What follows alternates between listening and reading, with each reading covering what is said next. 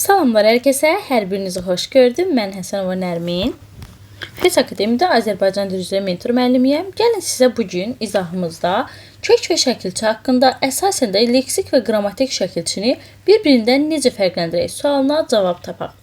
İlk öncə bunu deyim ki, hər kəsin bildiyi üzrə kök sözün mənalı hissəsidir. Şəkilçi isə mənası sadəcə sözün ya yeni mənasını yaradan, ya da sadəcə formasını dəyişən həmin o hissəciklərə deyilir. Ümumiyyətlə, bəzən kök və şəkilçini ayırarkən, şəkilçinin leksik yoxsa qrammatik olmasını taparkən çox çətinlik çəkirlər. Yadda saxlayın ki, leksik və qrammatik şəkilçinin fərqi bundan ibarətdir ki, biz bilirik leksik bu işarə, qrammatik bu işarədir.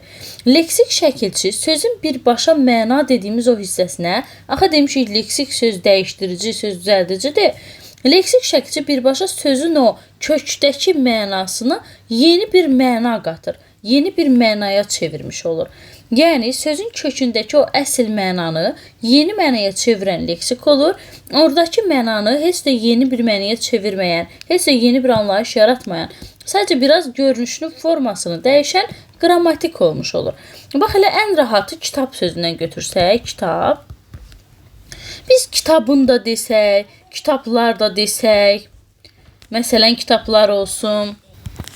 Sonra kitabda olsa da olar, kitabdan olsa da, bütün bunların hər birinə fikir versəniz, əgər biz bunları artırsaq, sadəcə həmin söz bayaqdan kitab yazılmışdı. İndi kitablar, kitabın, kitabda görünüşü, forması dəyişir.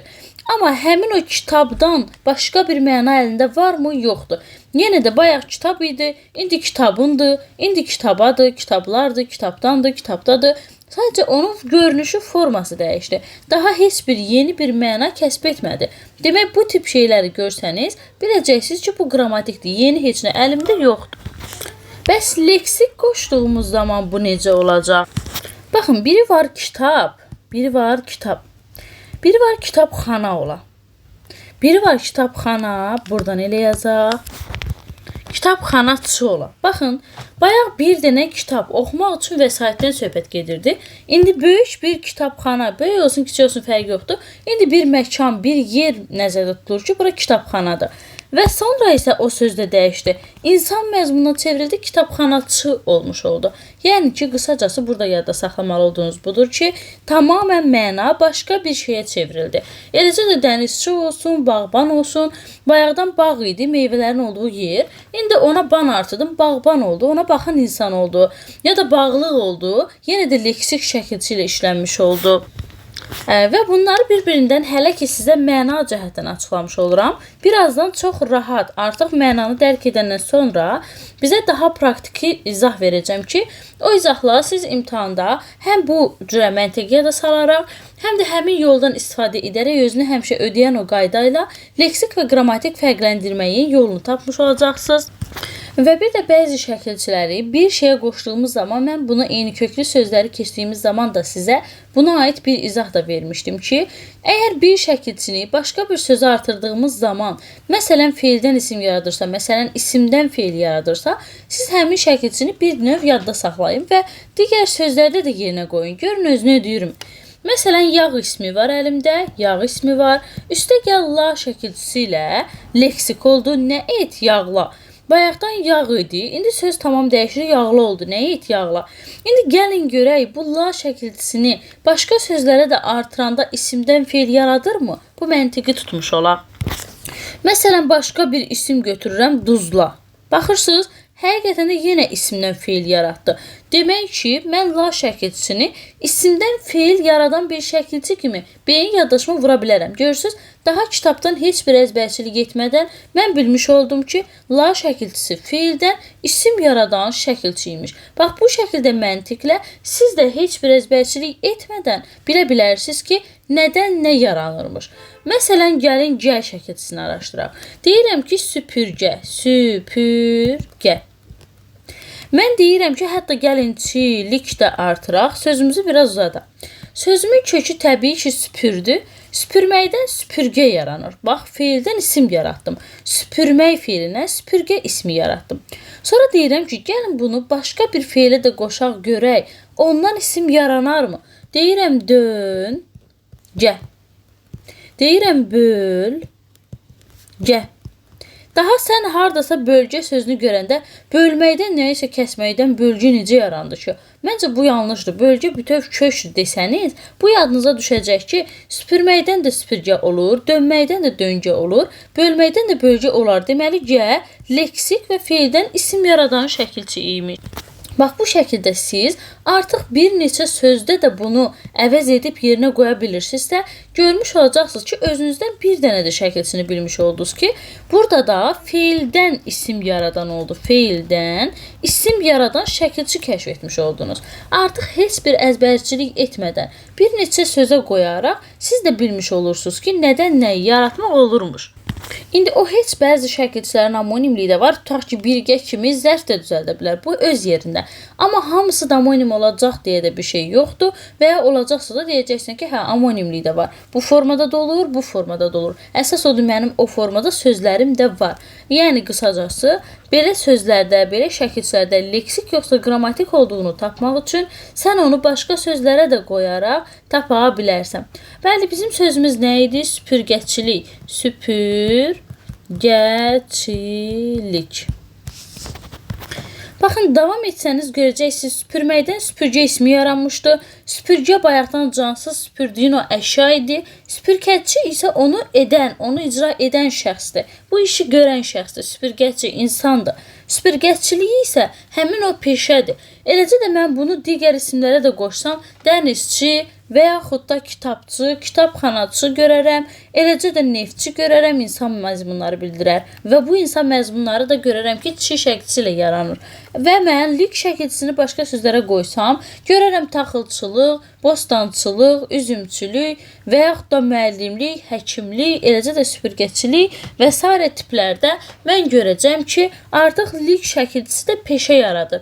Demək ki, bayaqdan bir dənə insan məzmunu bildirirdi, indi bütöv o peşəni bildirmiş olur. Nə zaman parçalar, nə zaman parçalanmaz, ümumiyyətlə belə parçalanma halları və ya birləşik götürən halları da çox olur. Sən bunu mənasına görə ayırt etməyi bacarmalısın.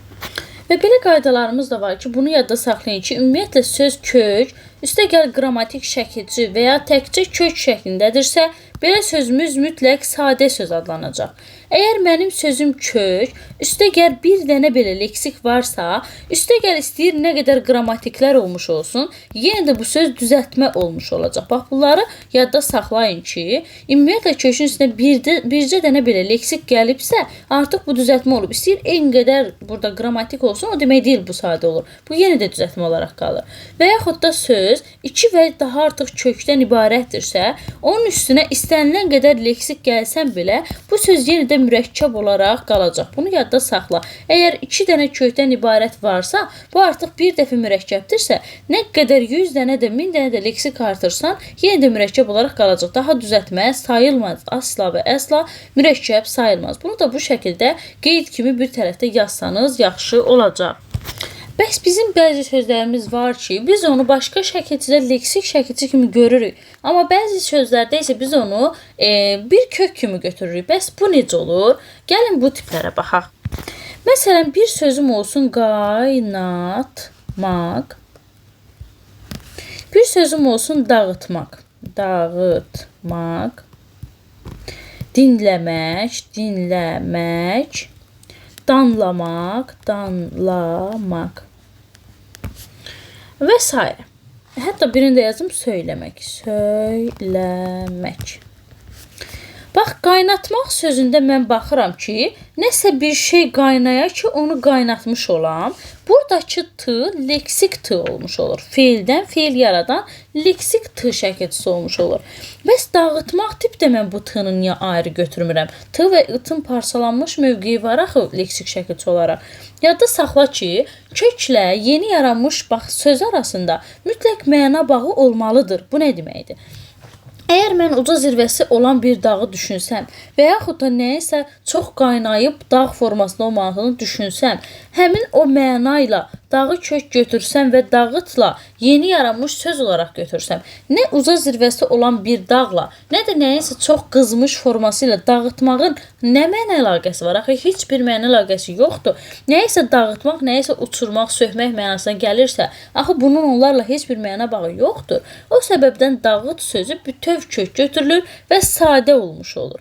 Necə ki, bu düzəltmə idi həmin şəkilçi ilə, amma bu şəkilçisizdir və sadədir. Çünki kök ilə yeni yaranan söz arasında məna bağı olmayacaqdır deyə bu sadə sözdür. Və yaxud da dinləmək sözü olsun. Nə olsun ki, bizdə din var, din deyə bir söz var. Ya danış din mənasında, ya da İslam kimi din mənasında. Amma həmin o dinlə dinləməyin, eşitməyin heç bir mənə əlaqəsi yoxdur axı. Sən dinərək dinləmiş olmursan axı. O səbəbdən hər dindiyin məqamda dinləmiş olmursan deyə dinlə bütöv kök olmuş olur. Eləcə də danlamaq. Nə qədər dan yeri söz olsa da, nə isə danmaq feili olsa da, dan ilə danlamaq olmur deyə danla bütöv sadə söz olmuş olur. Maqdakı heç qrammatikdir. Sözümüz sadə olaraq qalır. Eləcə də söyləmək. Yenə də söylədə kök bütöv götürülür və sadə götürülür. Çünki burada da hər hansısa kök kimi nəsə götürsəm, qəti şəkildə məna bağı olmayacaq. Bax, bu tipləri də yadda saxla ki, indi mən uzunzadı bütöv dərs izahını şəkilçinin hamısını göstərərək versəm, həm sizə yorucu olacaq, həm də bir mənası, məntiqi qalmayacaq. Mənim fikrimdə ana məqsəd budur ki, sizə bunu çatdırmaq istəyirəm ki, bir neçə sözlə, yəni sözə nə cəhətdən diqqət etməlisiniz. Onsuz da bunun bir neçəsini anlasaq, həqiqətən anlamış olsanız siz, onsuz da onu özünüz rahatlıqla tətbiq edəcəksiniz ki, başqa sözlərdə də etmək olur. İndi isə gəldik əsas qaydaya. Mən bura yazıram əsas qayda. Bu əsas qayda nə deməkdir bizim əziz izləyicilərimiz? Əsas qayda budur ki, sözün üzərindəki bu şəkilçinin, onun tərkibindəki bu şəkilçinin leksik yoxsa qrammatik olmağını necə taparsan? Leksik yoxsa qrammatik olmağını necə taparsan? Və burada yazıram ki, sözə sual ver. Bu qayda hər zaman özünü ödəyir. Mütləq həmin sözə sual vermiş olmalısan. Sən əgər bir sözə sual versən, həmin sualın tərkibində, bax, bu hissiyə mütləq və mütləq diqqətli qulaq as. Burada hətta müdavimlərimizin də mənə yazdığı olur, şəxsi də bu mövzuda müdavim olmasın, ödənişsiz hazırlaşanlardan da olur, layihə qruplarımızdan bizə yazan. Məsələn, yazır bildirir ki, ən çox çətinliyim sözün leksik yoxsa qrammatik şəkildə olduğunu tapmaqda olur və mən sizə belə bir qayda verim ki, mütləqdir ki, həmin sözə sual ver. Bu nə deməkdir? Gəlin bir söz yazaq. Məsələn, olsun ləngitdirmək sözü. Ləngitdirmək. Uzun bir söz yazdım və şəkilçiləri də çoxdur. Ləngitdirmək sözünə kimisə ləngitdirmək. Nə itdirmək mi deyirik, nə etmək mi deyirik? Baxın, deyirəm ləngitdirmək. Nə etmək, nə etmək. Kimisə ləngitdirmək. O nə etdi? Kimisə ləngitdirdi. Nə etdi deyirik də. Artıq burada nə etmək, nə etdi deyirəmsə, deməli burada bu şəkilçini görürsən ha. Hansı ki sualın içərisində, sualın daxilində gördüyün şəkilçi hər zaman və hər zaman görünən olur qrammatik, görünməyənlər olur leksik. Bu nə deməkdir? Gəlin hətta bu makməki d ilə əvəz edim, daha rahat biləcəksiniz. Ləngitdirdi. Ləngitdirdi sözünə baxın, nə etdi sualını verirsiniz. Nə etdi sualının içərisində etməkdən başqa, nə etməkdən başqa bu gördüyünüz şəkilçi, gözlə gördüyünüz, eşitdiyiniz, sualın içində işlətdiyiniz o şəkilçi qrammatik şəkilçidir. Sualda gözə görünməyən, səslənməyən, ümumiyyətlə sualın içərisində olmayan qalır onlar leksik olaraq. Ləngitdirdi sözünün kökü ləng sifətidir. Ləngi feili yaranır, ləngit feili yaranır, ləngitdir feili yaranır. Burada görmədiyimiz 3 dənə o şəkilçi leksikdir. Gördüyümüz isə qrammatikdir. Deyirəm ki, nə etdi dediyim o sualın daxilində olan qrammatikdir. Bu sualda nə etdinin içində olmayanlar leksikdir. Gəlin daha sadə sözdə bunu daha yaxşı yada saxlayaq. Deyirəm kitablar. Nələr. Baxın, sualı necə versən. Kitablar, nələr. Görün, bunlar olur sualın içində olan, sualda gördüyüm olur qrammatik. Və mən desəm kitabxana. Baxın, kitabxana. Deyirəm kitabxana. Deyirəm artıq hara? Baxın, hara? Bu sualın daxilində mən xana şəkilçisini görə bilirəm, görə bilmirəm. Deməli leksikdir. Və yaxud da gəlin yenə də bunu silək. Yenə də bunu silək. Aha. Deyirəm müəllimlər. Müəllimlər. Baxın, deyirəm kimlər, kimlər. Bax, bu sualın tərkibində buları gördüm. Müəllim üstəgəllər qrammatikdir deməli. Mütləq və mütləq qrammatikdir deməli. Bəs desəm müəllim, müəllimlik.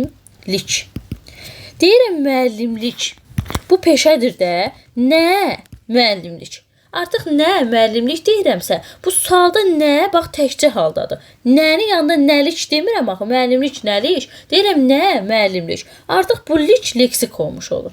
Gəlin yenə başqa sözdə qoyaq. Ümumiyyətlə bu qayda bütün sözlərdə deyir, rahat qaydadır və imtahanda sizi tamamilə vəziyyətdən çıxara biləcək qaydadır. Baxın, deyirəm dənizdə, dənizdə. Ya da deyirəm dənizin, dənizin. Bir dənə də deyirəm ki, dənizçi, dənizçi.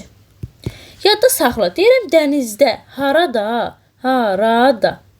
Görürsünüz, harada dediyim, sualın da tərkibində bu danı gördüm. Deməli, bu qrammatikdir.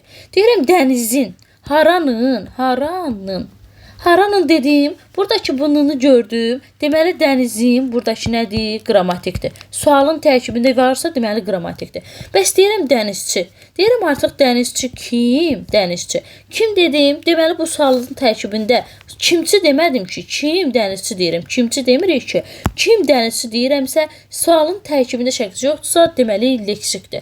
Bax, bu qayda ilə bütün ürəyiniz istəyən sözlərə qoyun. Hətta bax, istəyirsiniz rəy bölməsində özünüzdən sözləri yazın, sual verin. Deyin, müəllim, bu leksikdir, bu da qrammatikdir. Bir səhvim yoxdur ki, bütün rəylərinizə baxacağam və deyəcəm ki, burada səhv etmirsən, burada düz etmirsən, tam anlamısan, ya da anlamamısan. Bunu da burada elə sizə tapşırıq kimi verirəm. Belə, deməli, bu qaydadan nəyi anlamış olduq? Sözə sual ver. Əgər şəkilçini tapmaq istəyirsənsə, sözə sual ver. Əsas qaydamız sözə sual ver hissəsidir. Əgər o sözün tərkibində sual verdiyin o sualın içində şəkilçi varsa, qrammatikdir.